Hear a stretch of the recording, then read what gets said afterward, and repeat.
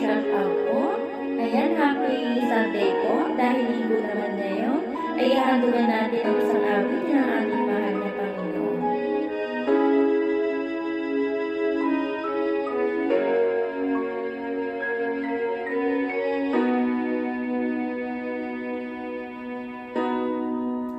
Salamat sa iyo, aking Panginoon Hesus.